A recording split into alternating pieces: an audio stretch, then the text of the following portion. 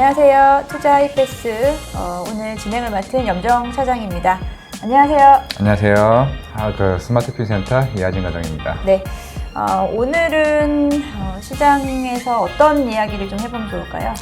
네, 그동안 투자 하이패스에서 로봇 산업도 많이 다루긴 했는데, 네. 전반적인 큰 틀에서 한번 이제 좀 로봇 산업을 한번 얘기를 해보고자 오늘을 좀 들고 왔고요. 차장님. 네. 로봇 산업이 중에서 가장 큰 시장이 어딘지 아십니까? 지금 사실 로봇 시장은 이제 막 개화기이기 때문에 어떤 시장이 더 크다 보다 앞으로 어떤 시장이 더 커질까가 저는 더 주목을 하고 있고요. 네. 어떤 식으로 좀 전개가 될지 사실 좀 상당히 관심을 갖고 있는데 답을 말해주세요, 그럼.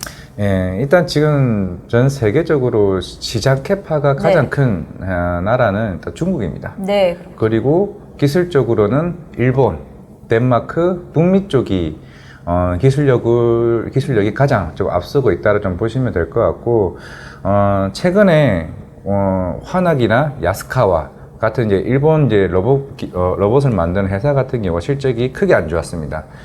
일단 그 이유 같은 경우는 최근에 우리나라 로봇도 한 2분기 때 주가가 좀 많이 안 좋았었는데, 네. 그 이유가 경기 탓을 받습니다.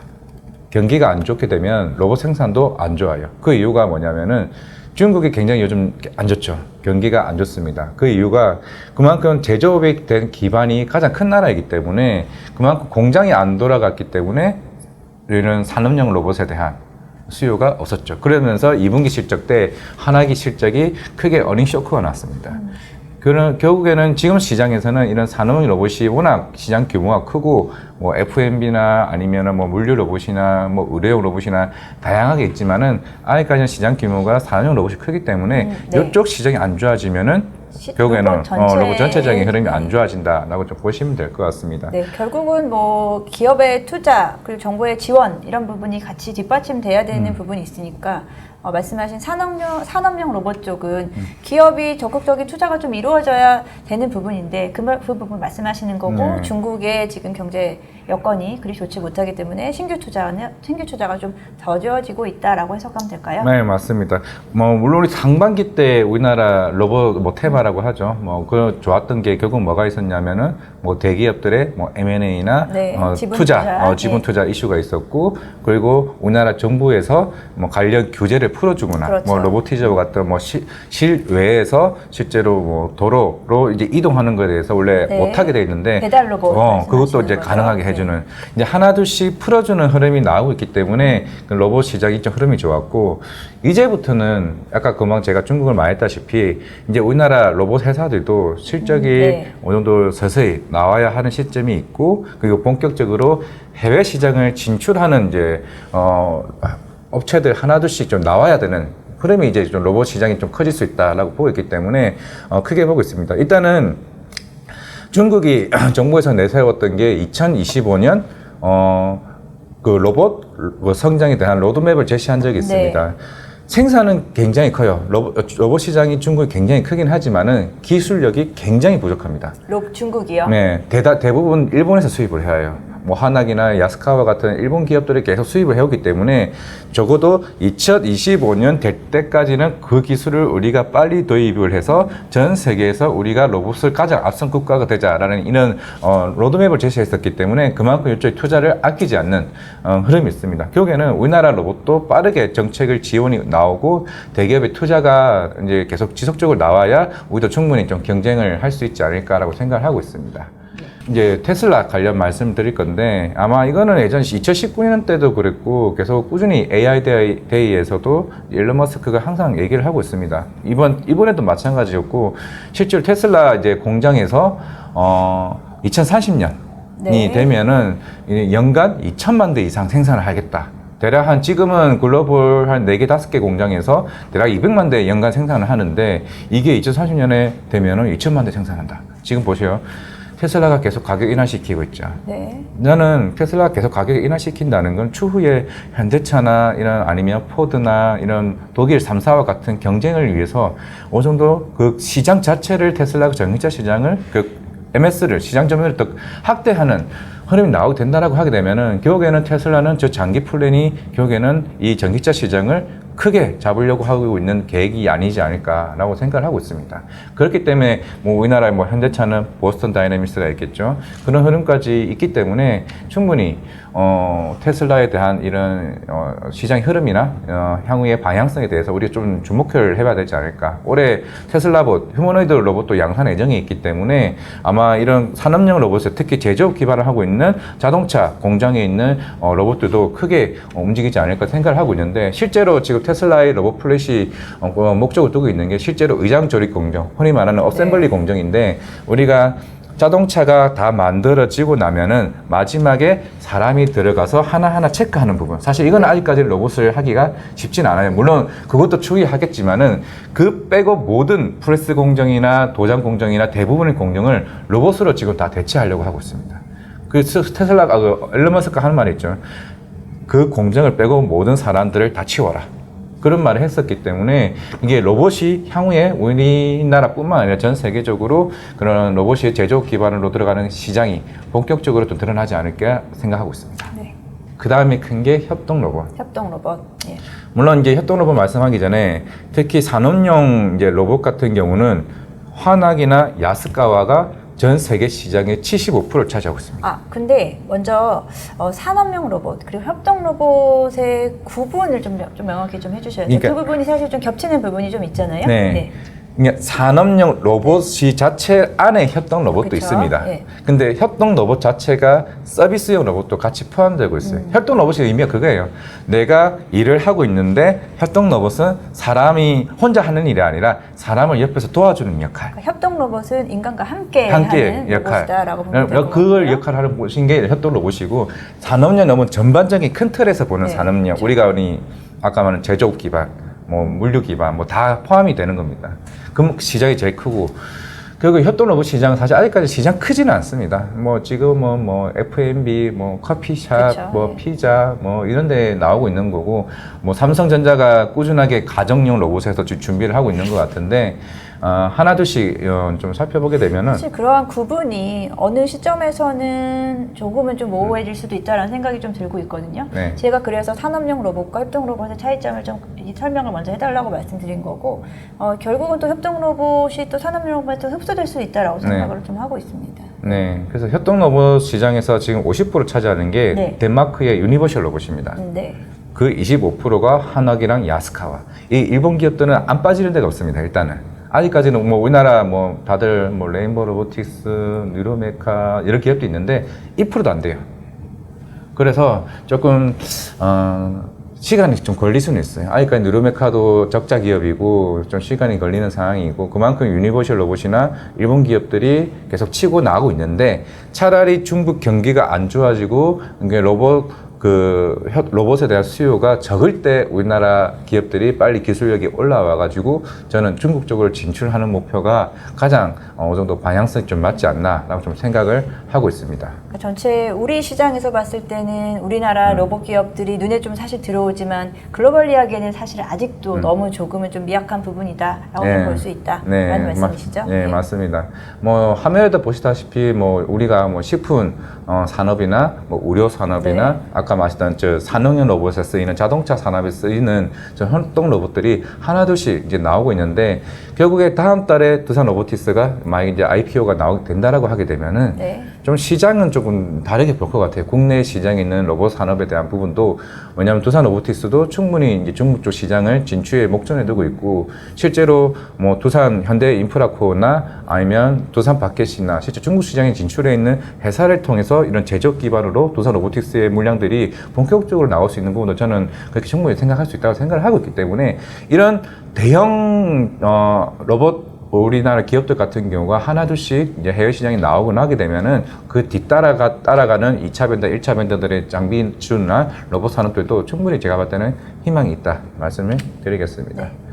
그리고 이제 제가 두 번째로 좀 열심히 보고 있는 게, 이제 물론 중국도 로봇 회사가 있습니다. 뭐 자카 로보티스나 저기 있는 기플러스 같은 경우가 이제 그런 택배사에 있는 물건들을 하나씩 네. 분류하는 로봇은 이제 기플러스고, 그리고 이제 우리나라에 있는 보스턴 다이내믹스 그리고 아마존 이런 형식으로 이제 물류 로봇이 있는데, 지금 요즘에 주가 잘 가고 있는 종목들이 T 로보틱스, 네. 그리고 티라유텍, 그리고 V1텍들이 있는데, 일단은 지금 실적들이 이제 서서히 본격적으로 내년부터 이제 수주 물량들이, 올해 하반기 때 수주 물량들이 하나도 직전 나오고 있다고 생각을 하고 있습니다. 실제로 T 로보틱스도 SK온과 관련해서 290억 정도에 대한 물량 수주를 이제 받았기 때문에 내년, 내후년이 우리나라 배터리 셀 업체들이 북미 시장에서 공장이 완료되는 시점입니다. 그렇게 되면은 일단 미리 이제 지금 물류 로봇들을 이제 물량들을 수주를 이제 본격적으로 이제 들어오는 시점이기 때문에 굳이 이제 SK온뿐만 아니라 LG 네. 엔솔이나 삼성 SDI에 대한 물량들이 이런 물류 로봇에 대한 수요가 폭발적으로 일어나는 시기가 되지 않을까. 지금 생각하고 말씀하신 있습니다. 종목들이 이제 2차 전지 내에서 스마트 팩토리를 구축하고 있는 종목들 좀 나열을 해주신 것 같고요. 네. 저도 그 스마트 팩토리, 특히나 2차 전지 산업 쪽에서 지금 기존 수주가 있었다거나 지금 준비 중인 사업을 하고 있는 종목들 중심으로 올해 상반기부터 사실 좀 스터디를 좀 했었거든요. 네. 근데 그런 종목들이 결국은 지금 조용히 시장을 좀 이끌고 있다라고 좀 생각하고요. 이 스마트 팩토리 관련된, 어떻게 보면 스마트 팩토리도 산업용 로봇에 속하는 거고, 그에 대한 부분에서 관련 종목들 아직까지는 좀 실적 면에서 좀 그렇죠. 아쉬운 아직 면이 부족하죠. 대부분은 많이 있죠. 하지만 뭐 추가적인 계약이 충분히 더 나올 수 있고, 올해에서부터 말씀하신 내년 향후 한 1, 2년지간에 네. 그러한 좀 실적에 대한 영향을 좀 받지 않을까라고 생각하고 있습니다. 지금 이제 말씀하신 것처럼 물류 로봇들 대다수가 그전에는 AGV라고 해서 이제 오토매틱 가이드라인 베이클이라고 해서 우리가 택배사 같은 경우에 자가 테이프로 길을 안내하는, 그러니까 로봇이 어느 정도 길이 안 정해진 곳에서만 왔다 갔다 하는, 흔히 말하는 택배사나 이런 물류 쪽에서는 이걸 쓰고 있는데, 지금 시장에서 주목하고 있는 거는 AMR이죠.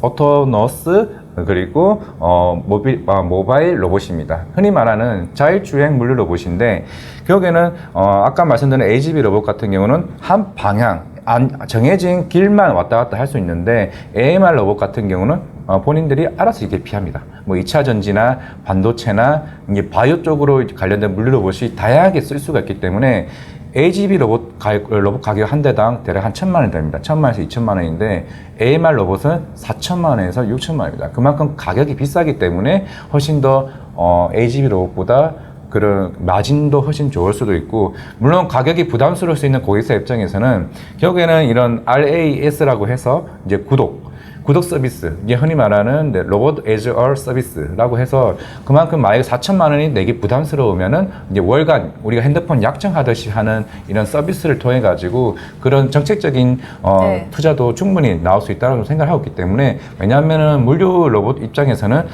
고객사 초기 도입 비용이 굉장히 비쌉니다. 비싸고 부담이 되기 때문에 이런 다양한 정책으로 인해서 충분히 시장이 커질 수가 있다고 좀 볼 수 있기 때문에, 지금까지의 모든 로봇 중에서도 제가 볼 때는 물류용 로봇이 가장 먼저 제가 볼 때는 주가나 수익적인 면에서 빠르게 올라갈 수 있지 않을까. 물론 지금 실적은 안 나오지만은 반도체도 본격적으로 캐펙스 투자가 일어나고 2차 전지도 이제 본격적으로 수주 물량이 나온다고 하게 되면은 이런 수주 물량들이 충분히 커질 수 있는 모습이 아닐까 생각하고 있습니다. 지금 방금 말씀하신 그 물류 로봇은 어떤 그 공정 라인 내에서의 물류 로봇을 말씀하시는 건가요? 그 공정 라인 내 로봇은 그거죠. 그건 AGV 로봇이고, 네. 그리고 이제 AMR 로봇은 다양하게 쓸 수 있는 뭐 다른 산업, 뭐 2차 전지, 바이오, 특히 바이오 같은 CMO 사업을 하고 있는 뭐 삼성 바이오로직스나 한미약품, 이쪽이 주 고객사가 또 되지 않을까 생각하고 있습니다. 근데 그렇게 되면 제가 좀 계속해서 좀 네.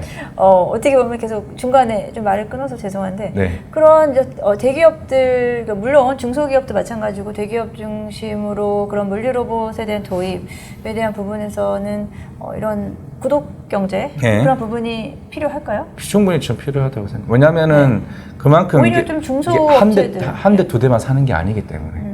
이게 한 두 대가 사는 게 아니라 그만큼 공장이 엄청나게 크잖아요. 그 크려고 하게 되면은 빠르게 이 수율이 개설이 돼야 되는 거기 때문에 거의 몇백 대, 몇천 대 이상 나오게 된다라고 했을 때 그만큼 비용이 충분히 나올 수가 있죠. 그러니까 저는 사실 로봇 박람회를 한번 다녀온 적이 있어요. 올 초에. 근데 거기서 이제 소상공인 한마디로 뭐 그냥 개인 사업자들이라든지 이제 어떻게 보면 그런 부분들에서 금융 지원, 앞서 말씀하신 금융적인 지원이 좀 뒷받침돼야 뭐 서비스 로봇이든 물류 로봇이든 활용이 좀 가능하다라고 좀 이야기를 하더라고요, 관계자가요. 네. 사실은 그쪽으로만 포커스를 좀 맞췄거든요. 네. 근데 대기업들도 마찬가지로 그런 식으로 좀 정부적인 금융적인 지원이 좀 필요하다라고 말씀을 하시는 거네요. 네, 그렇습니다. 그 다음으로 이제 제가 좀 중점적으로 보고 있는 거는 이제 의료용 로봇입니다. 네. 미국의 인투이티브 서지컬, 우리가 흔히 알고 있는 다빈치 로봇 같은 경우가 이제 복강경 수술인데, 일단, 우리나라 수술용 로봇에서, 전 세계적인 수술용 로봇에서 거의 70%가 복강경 수술입니다. 저 다빈치 로봇 같은 경우가 한 15년 전에는, 네. 그때부터 이제 시가총액이 그때 한 10조 정도밖에 되지 않았습니다. 지금 한 120조 정도 되는 회사인데, 저 로봇 한 대가 35억 정도 됩니다. 실제로 미국에 있는 대형 병원에서 80% 이상이 이제 로봇이 한 대 의무적으로 한 대 이상 가지고 있는 상황이고, 우리나라에도 대부분의 대학병원에서도 이제 다빈치 로봇을 이제 크게 다 보유하고 있는 상황입니다. 우리나라에 있는 이제 큐렉소가 대표적인 이제 수술용 로봇인데, 실제로 정형외과 같은 경우가 전 세계적으로 10%에서 15%가 시장을 크게 좀 잡아가고 있고, 큐렉소도 그 안에서 뭐 스트라이커나 진모와 같이 특히 베스트 5 안에 드는 이제 의료용 수술용 로봇을 좀 가지고 있습니다. 그만큼 최근에 빠르게 해외 시장을 좀 들어가고 있죠. 실제로 실적도 잘 나오고 있지만은 인도에 있는 메릴 헬스케어가 동남아나 유럽이나 본격적으로 폭록화를 기다리고 있는 상황이고, 아마 내년부터 이제 다양하게 해외 시장을 들어가게 되고, 그 다음에 일본 교세라, 그리고 북미의 싱크 서지컬과 같은 2026년부터 본격적으로 해외 시장이 있습니다. 그래서 제가 좀 큐렉스를 가장 좋아하고 투자할 필요도 얘기했던 것도, 로봇 산업 중에서 빠르게 좀 실적이 해외 시장이나 이런 외형 성장이 본격적으로 이루어지는 실제는 생각하고 있기 때문에 큐렉스는 눈여겨봐도 충분하다 말씀드리겠습니다. 사실 큐렉소 저희 과장님하고 저 같이 탐방을 다녀왔었죠. 저도 이제 큐렉소 다녀오고, 어떻게 보면 앞서 말씀드린 로봇 산업과는 조금 좀 궤가 다를 수도 있습니다. 여기에는 로봇도 접목이 되지만 앞으로 향후 AI 쪽에 대한 부분도 접목이 될 수 있다라고 이야기하기 때문에 성장성은 충분히 돋보이는 종목이다라고 좀 생각하고요. 로봇 쪽에서는 어찌 보면은 좀 독보적인 의료 로봇 회사라고 좀 생각하고 있고, 앞으로 또 고령화 시대이기 때문에 관련된 산업 자체가 좀 커질 거다라고 좀 보기 그쵸. 때문에 긍정적인 흐름을 좀 가져갈 것이다라고 예상하고 있습니다. 네. 그리고 이제 마지막으로 이제 F&B용 로봇이 있긴 한데, 사실 조금은 좀 시장이 작죠. 작죠. 예. 너무 작아요. 너무 작고, 실제로 그런데 중국 쪽은 이미 호텔이나 병원이나 이런 곳에서 이미 모두 규제가 다 풀리고 있는 상황이고, 빠르게 지금 중국 로봇이 올라가고 있습니다. 사실 그러면 결국에는 우리나라에 있는 대표적인 게 로보티즈인데, 결국 이 시장에서 경쟁이 될 수 있는지 여부는 조금은 지켜봐야 되지 않을까. 물론 로보티즈 같은 건 다이나믹 S라고 해서 관련된 뭐 부품 회사가 비중이 더 크기는 하지만은, 이런 F&B나 이런 관련된 이슈가 나오긴 있긴 하지만은, 아까 우리가 앞에서 얘기했던 산업용 로봇이나 물류 로봇이나 의료용 로봇이 훨씬 더 좀 치고 나갔기 때문에, 지금 로봇주들 사이에서도 어느 정도 종목에 대한 선별이 하나둘씩 좀 나오고 있죠.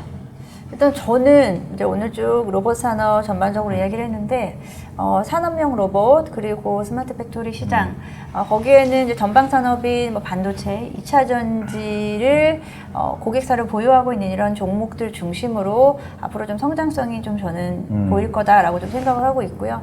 아직까지는 조금 아쉬운 부분이 이제 뭐 서비스 로봇이라든지 이런 부분입니다. 근데 그럼에도 불구하고 뭐 이제 앞서 처음에 말씀드린 대로 로봇 시장은 이제 시작이죠. 네, 이제 시작이죠. 예, 그리고 이번 이제 10월 하반기에는 두산 로보틱스의 또 상장에 대한 이야기도 계속해서 살아 있기 때문에 이제 로봇 섹터 우리가 계속 떼어놓고 볼 수는 없을 것 같습니다. 네. 계속해서 뭐 로봇 섹터 그리고 로봇 섹터도 결국은 또 주도 섹터의 한 축이 될 수 있을 거다라고 생각해서 오늘 로봇 섹터 전반적인 이야기를 좀 같이 해봤습니다. 아마 로봇 섹터는 계속 해야 될 거예요. 우리가 특히나 새로 뭐 종목들에 대한 공부도 계속 해야 될 것 같고요. 그리고 또 다른 또 좋은 종목 있으면은 또 이 시간 통해서 설명을 좀 해드리도록 하겠습니다. 오늘 로봇 섹터 자료 준비해 주셔서 너무 감사드리고요. 저도 덕분에 다시 한번 또 리마인드 해보게 됐습니다. 오늘 이 시간 도움 되셨으면 좋겠고요. 우리 같이 인사하고 마칠까요? 네, 감사합니다. 감사합니다.